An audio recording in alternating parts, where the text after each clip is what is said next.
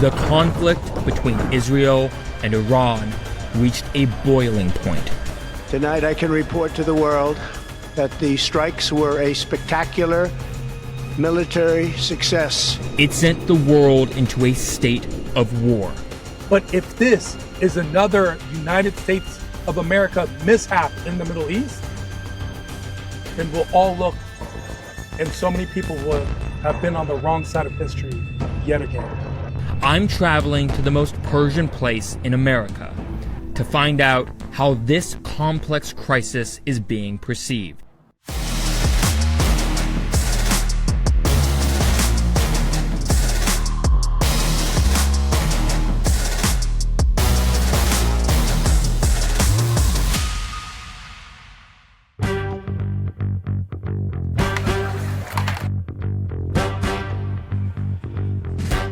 Los Angeles is home to the largest community of Persians outside of Iran.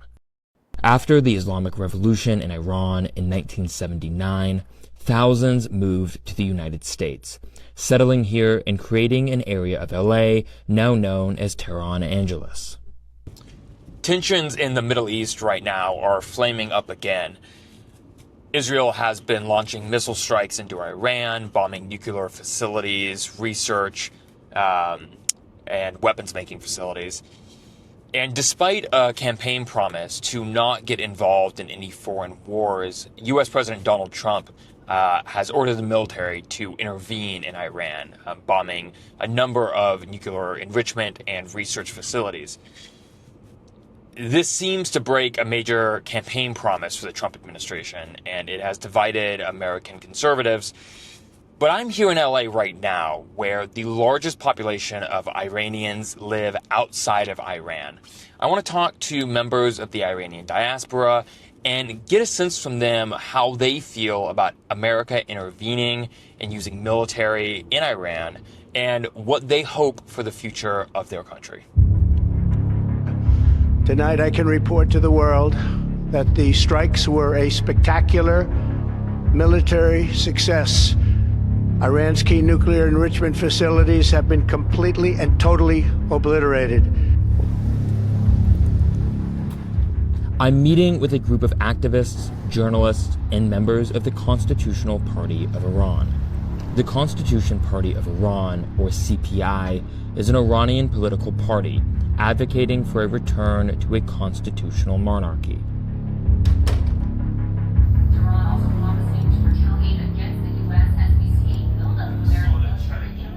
The party is in exile and currently based here in Los Angeles. They oppose the current Islamic Republic of Iran and seek to establish a liberal democratic system.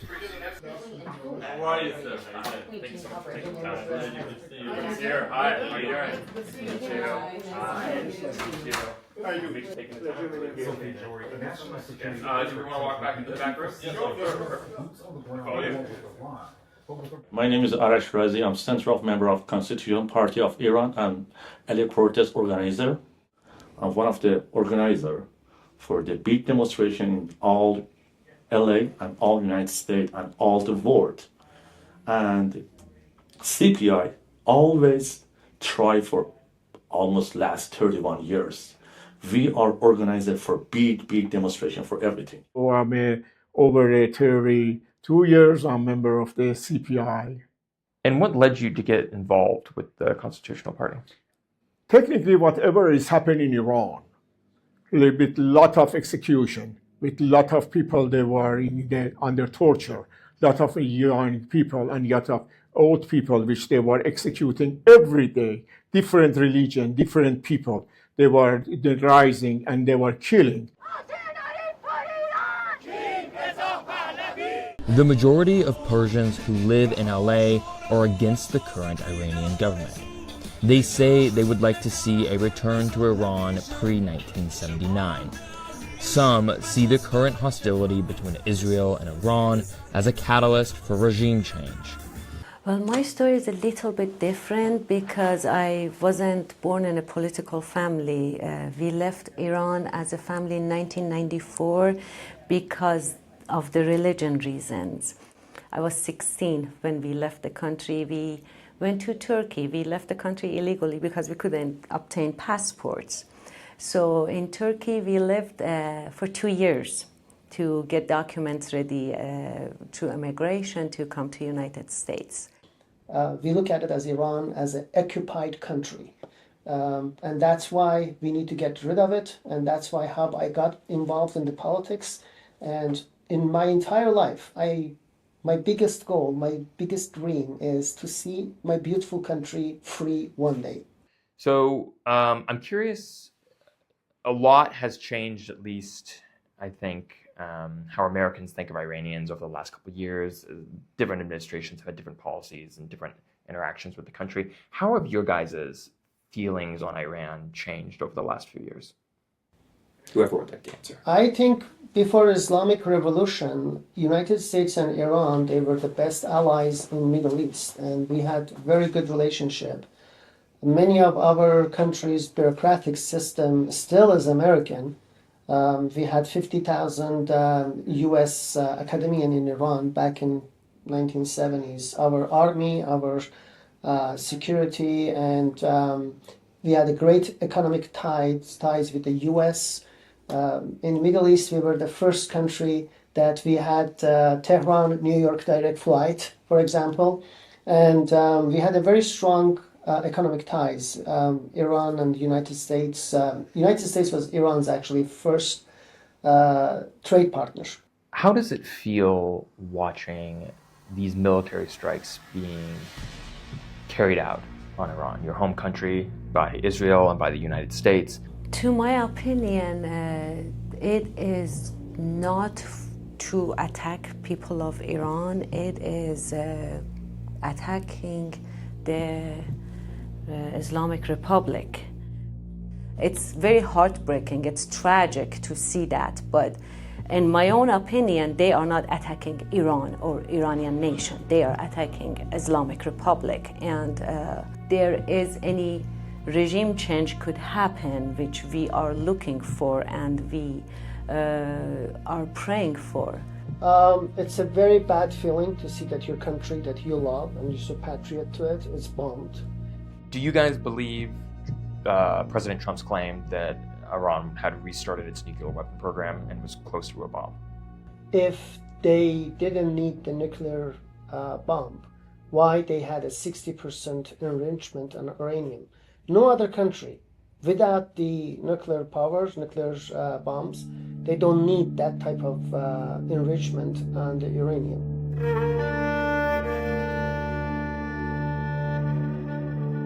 Prior to 1979, U.S.-Iran relations were generally close, and the United States supported the Shah of Iran, Mohammad Reza Pahlavi, who came to power following a U.S. and British-backed coup in the 1950s.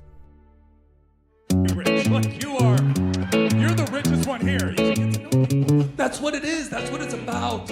We're all in this together. I just wish we knew.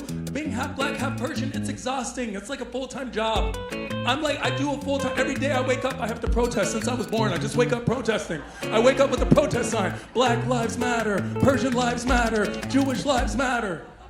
The one time they said build a wall around the Mexicans, I was like, good, finally, someone else. I am meeting Tahan Gosri, a comedian based here in LA. He has a unique position coming from a Persian, African American, and Jewish mixed background, and he is critical of Israel's attacks on Iran. So, like most Iranians, my father came to the United States pre-revolution. Right before the revolution happened in 1979, he came to America for academic purposes. A lot of Iranians in the diaspora, there's two big sets. There's one who actually came here for education. There was a huge transfer program between Iran and America, and most Iranians came, got educated, especially in engineering and urban studies, and then would go back to Iran. What is that like, being an American born here, raised here, and at the same time you have so much extended family in Iran when there is so much conflict and tension between those two nations?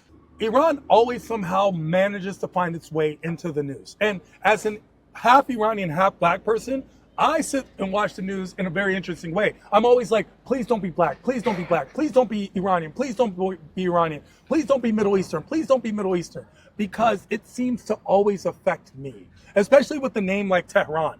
My father named me after the capital of Iran in the United States. Basically, he wanted to make sure I never got through airport security. Like, that's what he was hoping, you know? Yeah. And that tension and that anxiety of watching the news and feeling like people in America see Iran as only the government and never as the people, oftentimes it breaks my heart. I'm caught in the middle once again. I sit there explaining to my American family how amazing Iranian people are. And then I explain to my Iranian family how amazing American people are.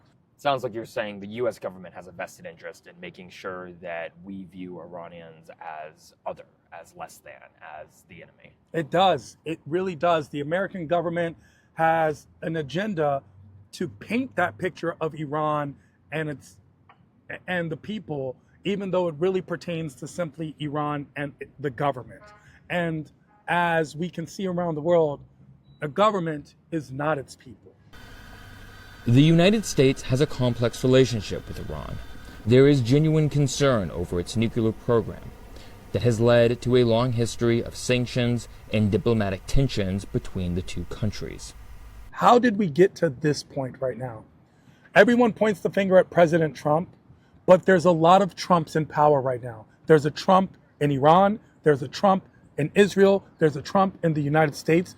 It seems like the Trumps, and never mind the politics, I'm talking about just their aggressive agendas, the Trumps are winning. And that is the most unfortunate of it all. President Trump says he made the decision to join Israel and attack Iran's nuclear development sites due to the threat Iran posed to the West. Do you believe that there was evidence that the Iranian regime was building a nuclear weapon and they were close enough that this strike made sense? It's not whether I believe there was evidence or not.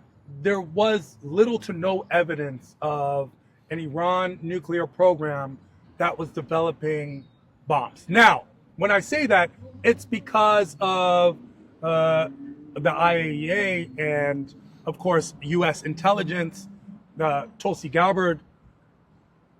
All we have is basically at this point Prime Minister Netanyahu's word, which, by the way, they might be right. It's not like Islamic Republic has never lied to people before. They've lied, they've been not transparent, but as of right now, that's not what the evidence shows. And because of that, the world has rules and regulations in regards to these kind of actions. And whether I agree with the Islamic Republic, which I clearly do not, I still believe in the rights of sovereignty of nations. And I believe that this is an act of war. And this is a war that I, as an American, not only did I not want, it's one that I did not ask for. And that's what my biggest concern is. It's not with the politics of President Trump. It's not about being Republican or Democrat. This is about the principles of President Trump and if this is the right thing or the wrong thing. If this leads to the downfall of the Islamic Republic regime and ultimately a better Iran, then great.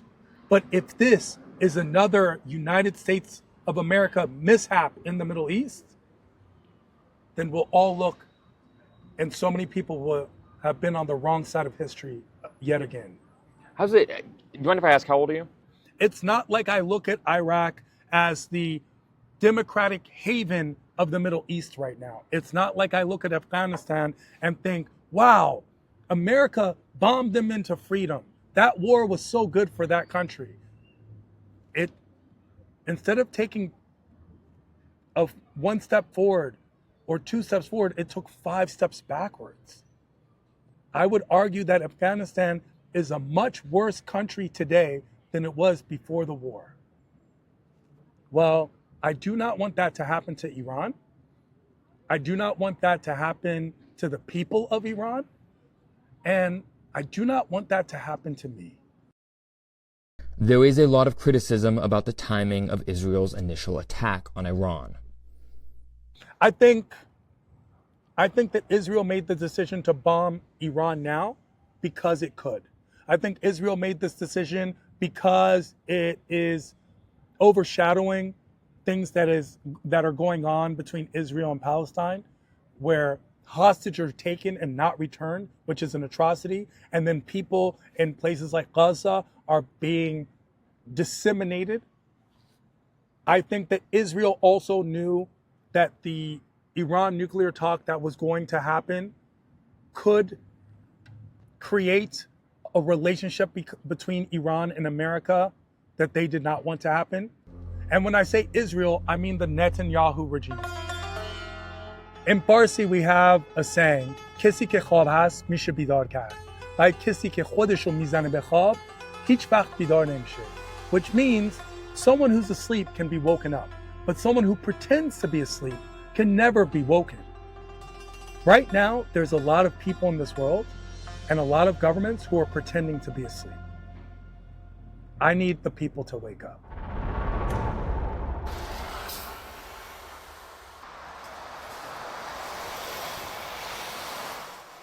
Rosba owns 3 restaurants in Little Persia. Like many Persian immigrants to Los Angeles, he came here to flee the current Iranian government. I am immigrant here. I am Iranian American who lives here since 2000. I start my life from scratch after I escaped the country, after I saw my death sentence in the newspaper. I rebuilt everything here from scratch now. On this street, I own 3 restaurants. I remember the time I was young and activist, and proudest moment of my life, that was the night before the regime arrested us on the 5th day of the student uprising in 99. The Khamenei came to TV and cried. And that was proudest moment of our life, to make the Khamenei cry. Even he didn't cry after President Trump bombed their facilities. How did you get involved in the student protests in Tehran? I was very active. I was a journalist at that time. I was a leader of the opposition group called Marz Porgohar. I leading that group for many years, and we try to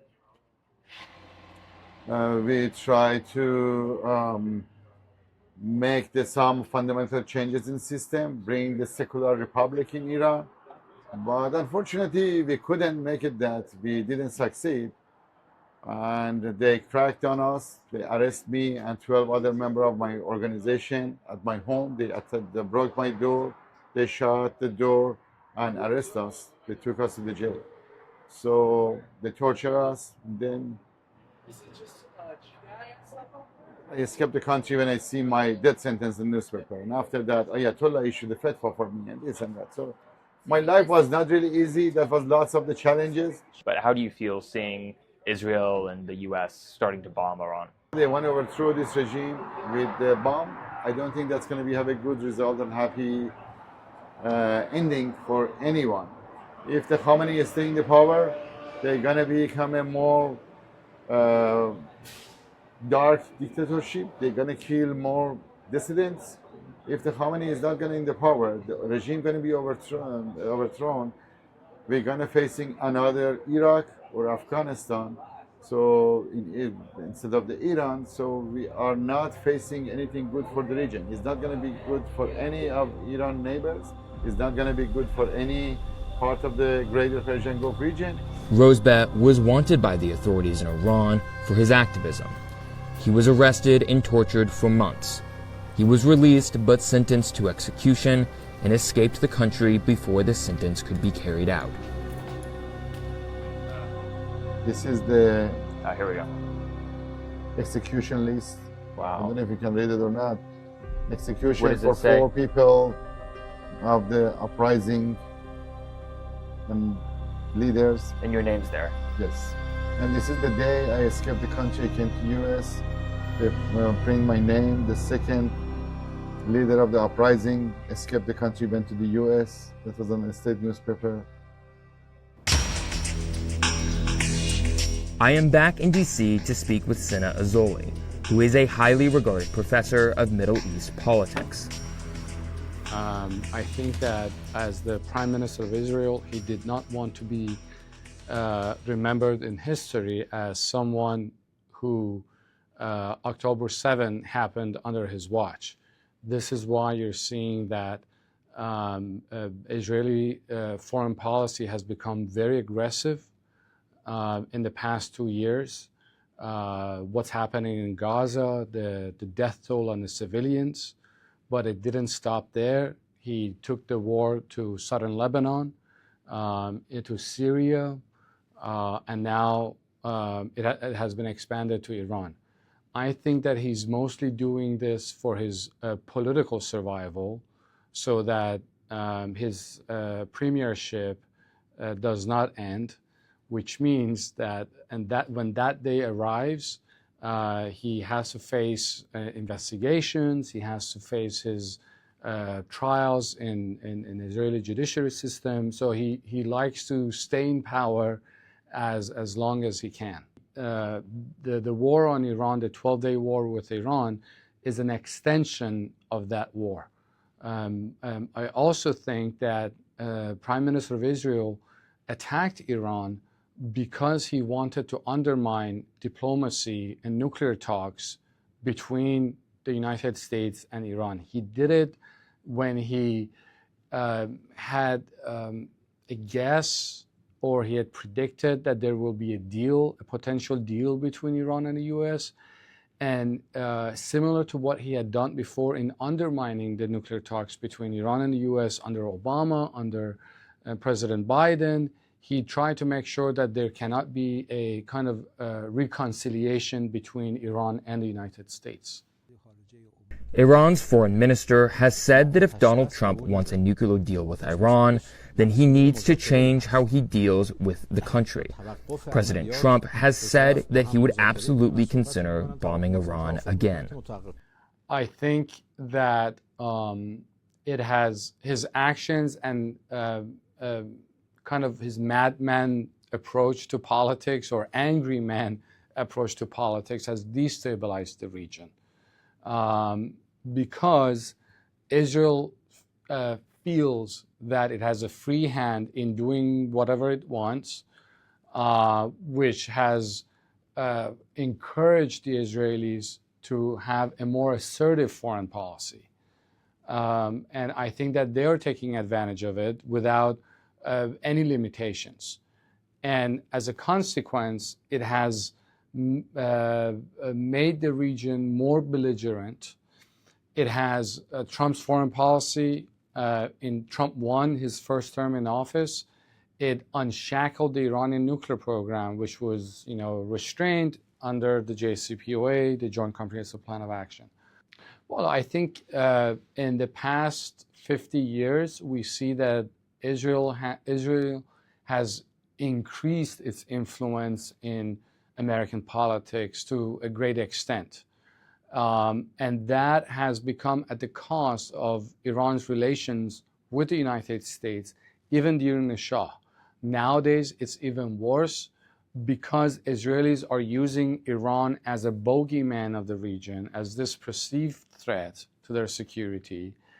And because of the influence that the Israelis have in the United States, I think that it has created a lot of problems for some sort of rapprochement or a détente between Iran and the United States. I think that giving a carte blanche to the Israelis to do whatever they want in the region has become detrimental to U.S. interests, both security and image of the United States. Because a lot of people in the Middle East see the actions of Israel coming from the United States. The U.S., aiding it, abetting it, providing the means of doing it. If you're a Muslim Arab anywhere in the region, and you see other Muslim Arabs being killed in Palestine, in Gaza, with the weapons that the U.S. provided, I don't think they're going to like it. It leaves a stain on the image of the United States in the region. There is a ceasefire now which is very fragile.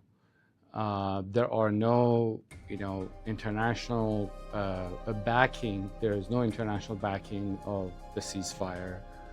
And at any moment, one of the parties could break the ceasefire by attacking the other one. Satellite imagery captured shows new activity at Iran's Fordow nuclear facility.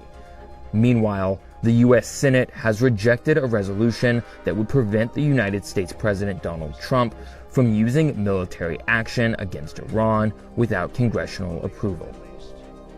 After U.S. military strikes on Iran's nuclear facilities, the U.S. President Donald Trump called for a ceasefire between Iran and Israel.